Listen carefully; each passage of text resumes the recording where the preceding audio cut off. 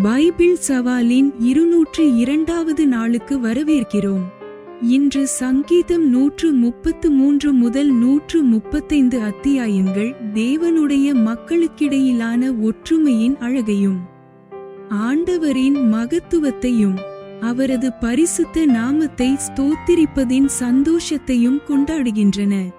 ஒற்றுமையுடன் வாழ்வது தேவனுடைய ஆசீர்வாதத்தை கொண்டு வருகிறது என்றும் அவர் எல்லாவற்றையும் படைத்து காத்து வருகிறவராக இருப்பதால் எல்லா மகிமைக்கும் தகுதியானவர் என்றும் இந்த சங்கீதங்கள் நினைவூட்டுகின்றன.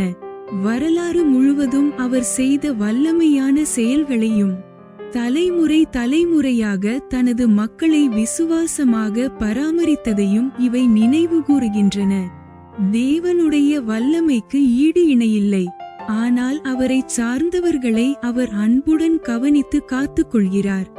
அவரது நன்மையை நினைவு கூறும்போது நமது இதயம் நன்றியுணர்வாலும் ஆராதனையாலும் நிரம்புகிறது.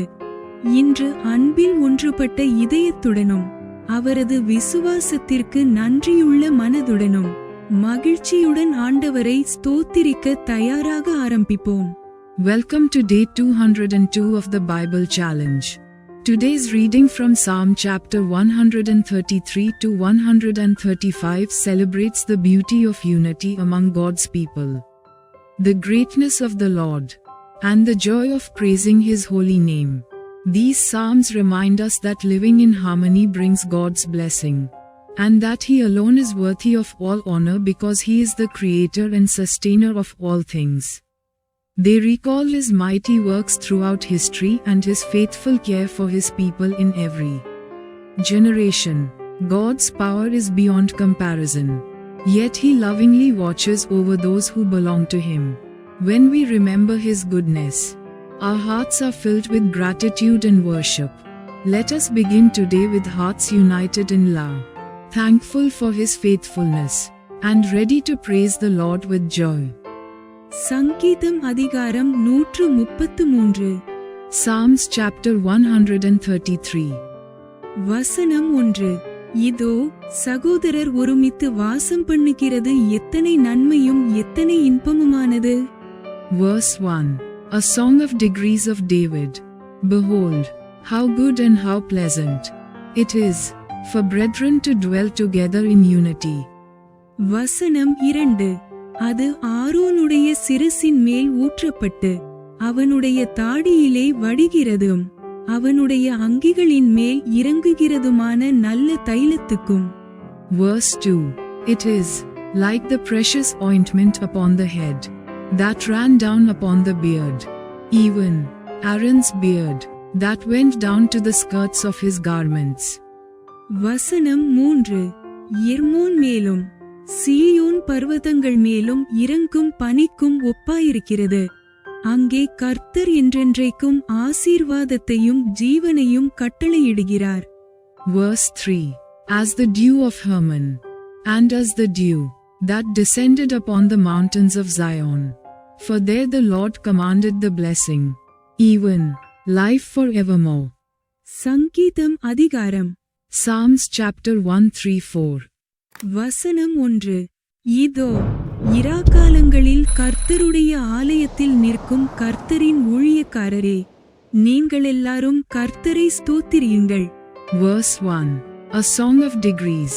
Behold, bless ye the Lord, all ye servants of the Lord, which by night stand in the house of the Lord.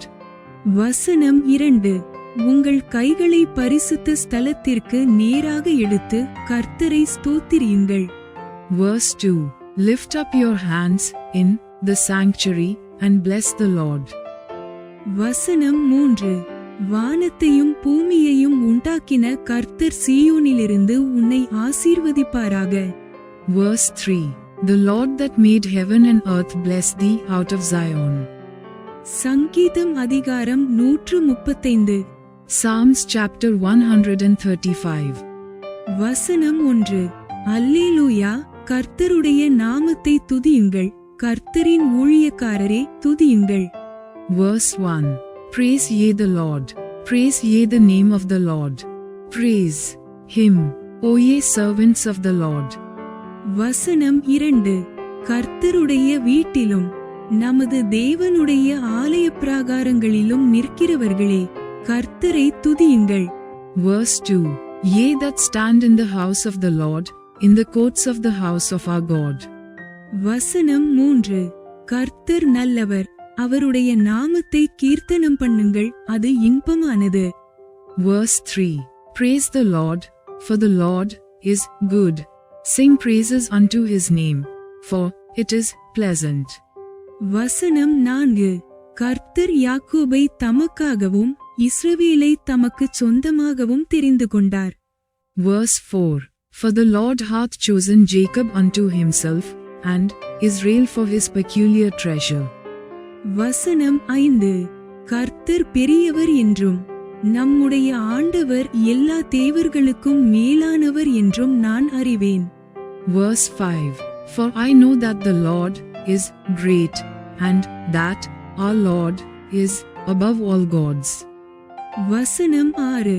வானத்திலும் பூமியிலும் சமுத்திரங்களிலும் எல்லா ஆழங்களிலும் கர்த்தர் தமக்கு சித்தமானதை எல்லாம் செய்கிறார். Verse 6. Whatsoever the Lord pleased, that did he in heaven, and in earth, in the seas, and all deep places. வசனம் 7. அவர் பூமியின் கடையாந்தரங்களிலிருந்து மேகங்களை எழும்ப பண்ணி மழையுடன் மின்னலையும் உண்டாக்கி காற்றை தமது பண்டசாலைகளிலிருந்து புறப்பட பண்ணுகிறார். Verse 7.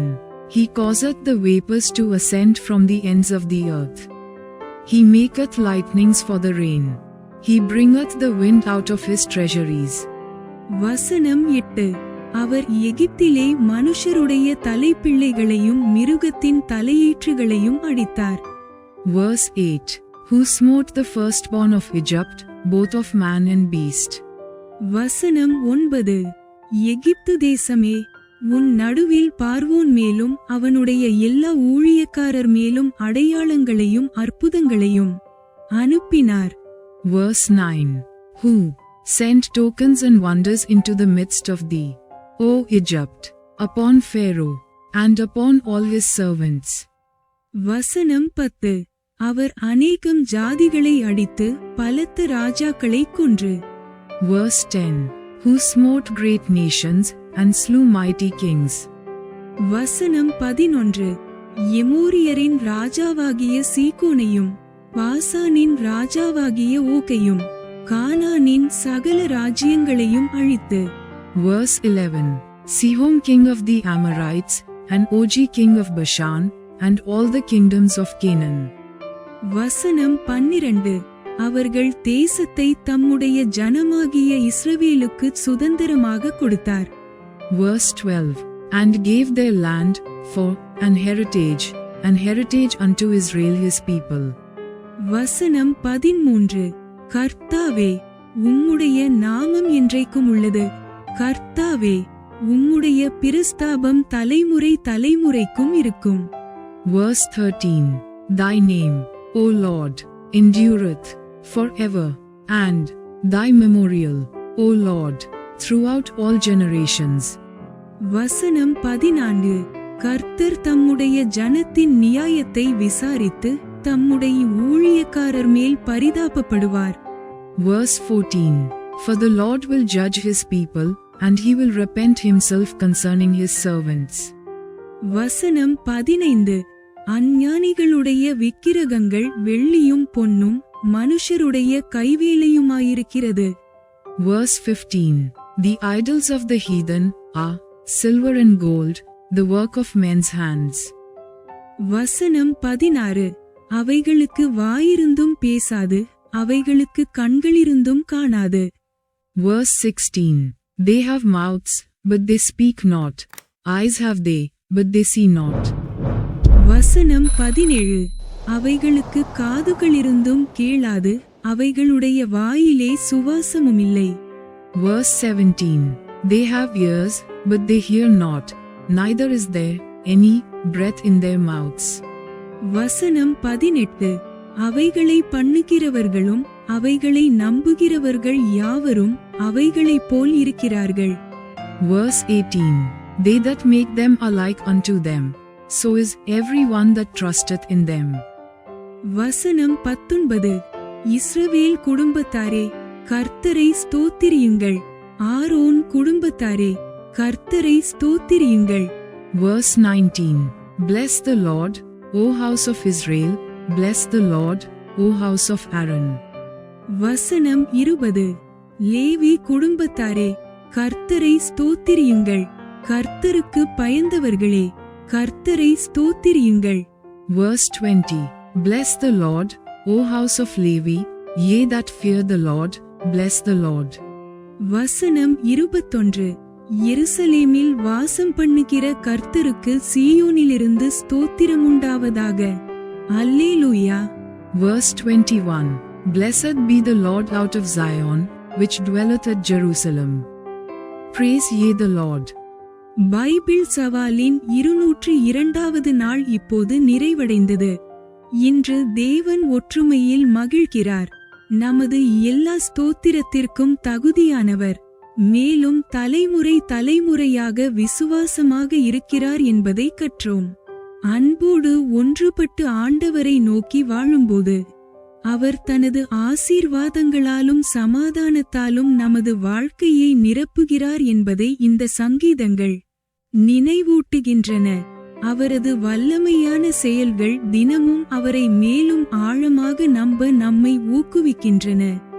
எல்லா காலங்களிலும் அவரது நாமத்தை ஸ்தோத்திரித்து ஒற்றுமையுடன் நடந்து அவரது நன்மையை நினைவு கூர்ந்து வாழ்வோம்.